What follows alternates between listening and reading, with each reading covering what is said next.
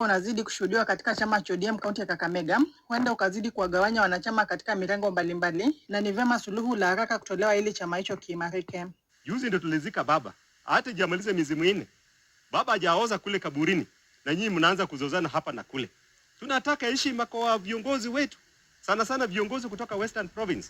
Tunataka heshima kwa Mheshimiwa Osotsi, tunataka heshima kwa Mheshimiwa Sifuna, tunataka heshima kwa viongozi pamoja na MPs na MCS ambao walichaguliwa hapa chini. Tunaomba tafadhali, daktari, ukiingia kesho, najua leo uko Busia, kwa naomba ukalishe viongozi baraza, MPs pamoja na MCS, ukae nao mzungumze, mtoe mambo na ukasumba ya kusema hao ni watu fulani na hao ni watu fulani. Viongozi hao ODM kaunti ya Kakamega wamemsuta mwenyekiti wa chama hicho ngazi ya kaunti Gavana Fernandez Baraza kwa kukiendesha chama hicho kwa njia isiyostahili. Nataka uangalie kwa ile list ambayo iko Orange House ya delegates ambao walichaguliwa kwa chama ya ODM. Yes.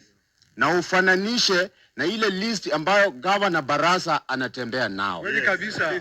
Gavana Baraza kwa mfano hapa Lurambi, chairman ambaye ako Orange House, sio yule Baraza anatambua. Yes.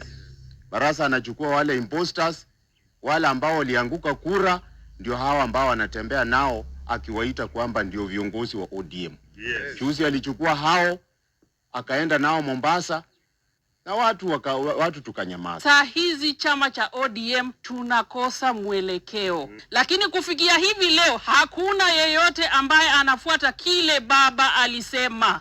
Viongozi wa ODM, kumbukeni chama cha ODM ndio chama kubwa peke yake. Haya najiri huku mkutano wa wanachama ukitarajiwa kuandaliwa kaunti ya Kakamega kesho Jumapili. Brenda Wawire, West TV.